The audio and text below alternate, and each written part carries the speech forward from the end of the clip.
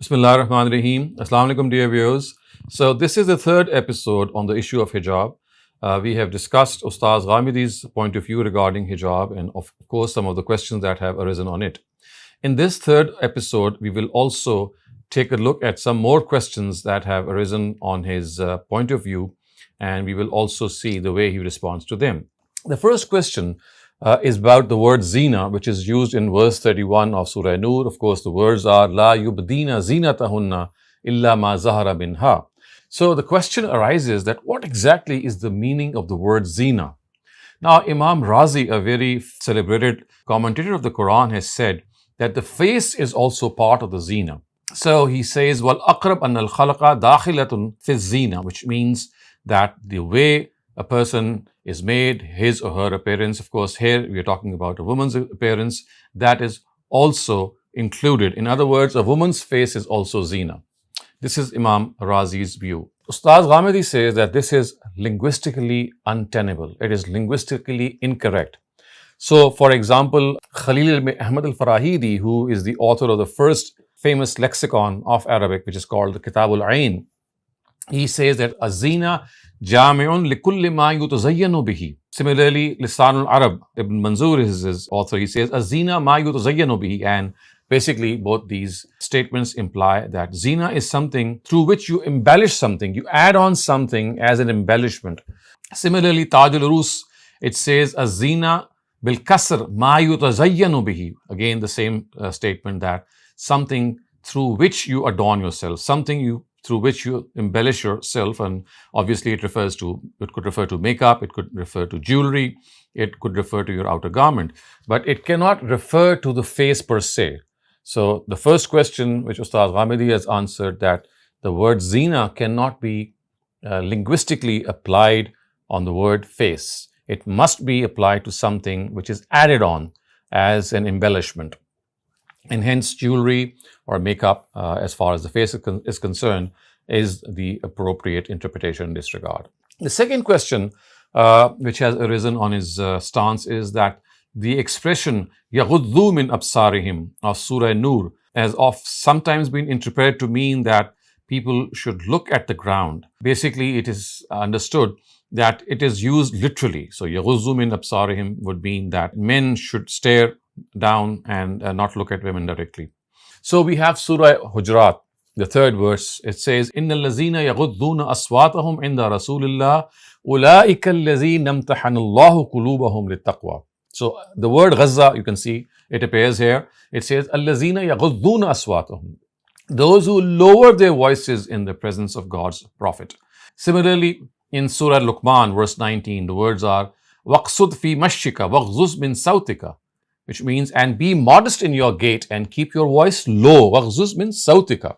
The third important thing, or the third important area in which questions have arisen on his point of view, is regarding his interpretation of the word illa ma zahara minha. Of course, the expression in Surah Nur was wala yubdina zinatahunna illa ma zahara minha.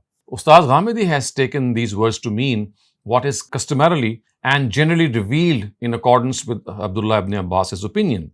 Abdullah ibn Abbas's opinion is that something which is normally and customarily revealed is an exception to zina, and that can be displayed. I mean, it's exception to not hide it, and you can be displayed. And Ustaz Ghamidi has also cited Zamakhshari, who has actually summarized Abdullah ibn Abbas's view when he says, Illa ma jaratil aada wal jibilla ala zuhurihi wal asl fihi az-zuhur, which means except limbs which a person does not cover generally and instinctively, and they are always left bare. The second criticism which Ustaz Ghamidi has proffered here is that if the case was the same as what Abdullah ibn Masud is reported to have put forth, then the words should have been different. He says the word should have been illa an yazhara minhu shay, something that cannot be covered at all.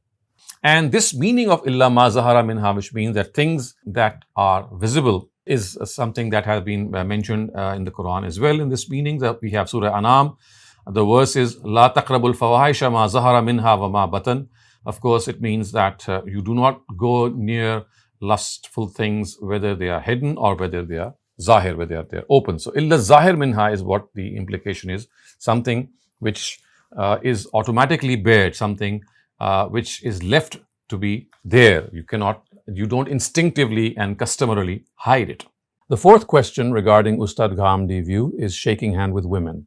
So Ustad Ghamidi says that as far as shaking hands with women is concerned, which is like a social greeting that often takes place when you meet women, this is not to be objected to, and this is not in distinction or contradistinction to what the norms of modesty or chastity are. And when the Prophet himself said that ana la usafihu nisa, which means I don't shake hands with women, he was referring to the fact that he does not do so out of his personal choice, especially when he's taking the pledge or the bay'ah, the bayt that was taken when you place your hand in the hand of another woman.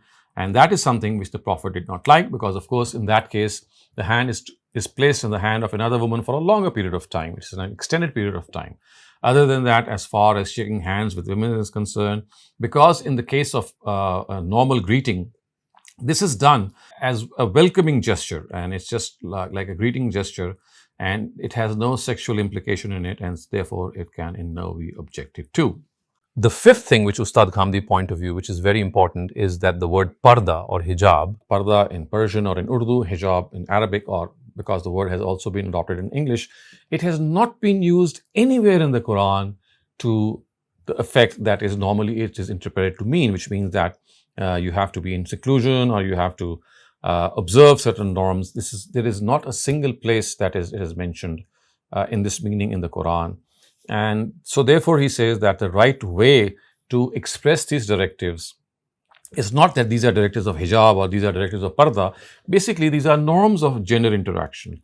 And they tell us that men and women can sit together. They are not required to always observe this isolation of living or even meeting each other in segregation or being segregated at all is not something which is at all commanded by the Quran. In fact, the Quran at one instance has said that when you meet each other, men and women, an ta'kulu jami'an aw ashtata, if you eat together, sit together, separately, it's your choice. The sixth thing which is important as far as Ustad Ghamidi view is concerned, and that is that most people think that the issue of hijab, or as you can say, norms of gender interaction, the way these directives are given, the way women have been asked to at times cover their heads if they are made up their heads, or to hide their zina other than on places like your face and your head and your feet, then this is so that men are not incited. I mean, generally people think that women should do this so that men are not aroused. Now, this is something which is absolutely unrelated, and this illah or this consequence is not even found in the Quran. The Quran does not say that women have to be dressed up in this way so that men are not aroused. This is nowhere mentioned in the Quran. What the Quran actually says is zalika azka lakum wa athhar, which means that this is more close to your own inner piety and inner purification. So these directives, according to Ustad Ghamidi, must be placed in their proper perspective. And that perspective is that these directives are basically given, these norms, these directives which relate to discommunal conduct for our inner purification, for our own inner purification, and not to stop other people from getting aroused. The seventh question which has arisen and which is a very important point is you find that in Surah Ahzab, the words which are used are yudnina alayhinna min jalabibihinna, which means they should let a part of their outer garment, which is a jilbab, dangle over them. As a result, people have come to the conclusion that this dangling actually means that they should cover their faces. And hence, yudnina alayhinna min jalabibihinna is taken to mean that they should cover their faces. Ustad Ghamidi says that this is not the correct interpretation as far as the construction is concerned. So, min jalabibihinna actually refers to what Zamakhshari has also pointed out. It says jilbabum min jalabibihinna, that yudnina alayhinna would just mean that you have to wear a jilbab, but it actually refers to the fact that it's any chadar, it's any shawl that you can do, and it's not that it has to be implied that this is something that is to fall on your faces. The last thing in this regard, which Ustad Ghamidi has put forth, that there are a number of hadith narratives which are put forth by authorities to counter his point of view or to counter what he has stated. And Ustad Ghamidi has enumerated those narratives one by one, and even gone to the extent of trying to make sense out of them and telling them that how they have their own occasion and background. But the bottom line and the bottom thing in this regard is that he has pointed out that none of these narratives, none of them, not a single one of them is authentic. And it's not just his view. He says that all the scholars and muhaddisun, they regard these narratives to be weak, which means that they cannot be authentically ascribed to the Prophet, which in other words mean that none of these narratives can be in any way produced as an example to counter the view of Ustaz Ghamidi. So I'm just going to read out those narratives before you, just the translation of those narratives, and about each of them you can say that they are generally found. We know all these narratives around us. They are quoted right, left and center. They are cited by people, but we must mind this, that none of these narratives is authentically ascribed to the Prophet. So let's start off with these narratives.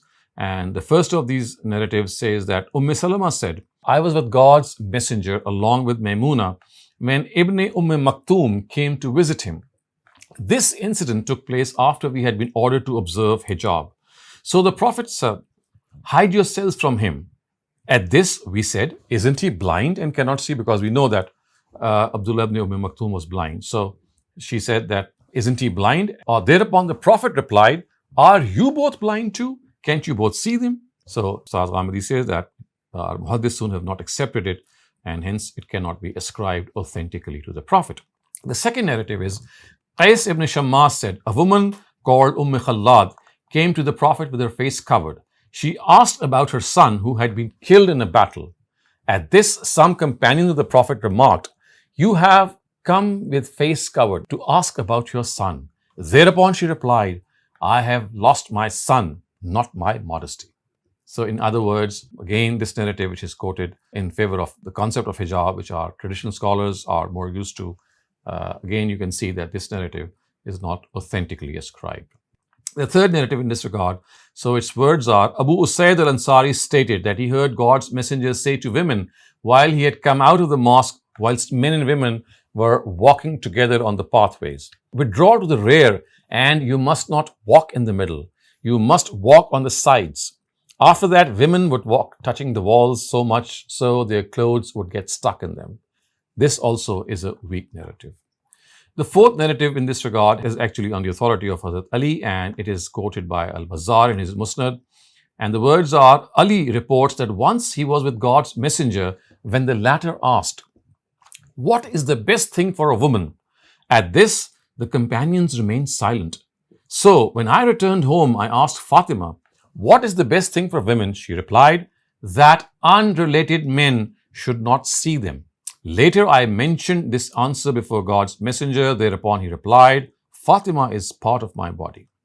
Ustaz Ghamidi says that this narrative too is not authentically ascribed. And again, it's not just his opinion, but the opinion of the scholars of Hadith. The fifth narrative in this regard has been cited or quoted by Anas ibn Malik, and this is also found in the Musnad of Bazzar. So Anas ibn Malik stated, some women once came to God's messenger and said, O God's messenger, men have taken all the blessings and taken the rewards of waging jihad for the cause of God. So what is left for us so that we can also earn the reward of those who wage jihad for the cause of God? At this he replied, those among you who remain in their homes will get the same reward as men who fight for the cause of God. This also is a weak narrative. The sixth one is reported by Musa ibn Yasar from Abu Huraira, and it is found in the Sunan of Al-Bayhaqi. So Musa ibn Yasar reported from Abu Huraira, who met a woman who was laden with perfume. So he said to her, O servant of God, do you want to go to the mosque? She replied, yes. He said, did you put on the perfume for this purpose? She said, yes. He said, go back, because I heard God's messenger say, any woman who goes to the mosque and with perfume on, God will not accept her prayer until she returns and bathes herself. This also is a weak narrative. The seventh narrative is also quoted by Imam Abu Dawud, and this narrative is actually from Aisha Ritala Anha. She narrates, once a woman extended her hand from behind the curtain to hand over a letter to God's messenger. The Prophet drew away his hand and said, I do not know whether this hand is of a man or a woman. She said, a woman's. The Prophet said, if you were a woman, at least you could have colored your nails with henna. This too, as I've just referred to, is weak as far as our Hadith authorities are concerned. The eighth and final narrative which Ustaz Ghamidi has cited is from Abu Umama, who reports from the Prophet, and this is found in the Musnad of Imam Ahmad ibn Hanbal, that the Prophet said that any Muslim who looks at the attractive features of a woman and then draws away his eyes from her immediately, God will create sweetness in his worship rituals. So, although, as I said, Ustaz Ghamidi has tried to explain these narratives, and he said that, well, there is a occasion and background and can be explained, but he has said that none of these narratives holds ground. All of them are untenable, all of them are weakly reported, and hence they cannot be relied upon. So, viewers, with this we come to an end to this discussion of the topic of hijab, which is, as I said, more correctly titled by Ustaz Ghamidi as norms of gender interaction and not hijab. And inshallah, we'll come back again with you with a new objection and Ustaz Ghamidi's response towards it. Thank you very much.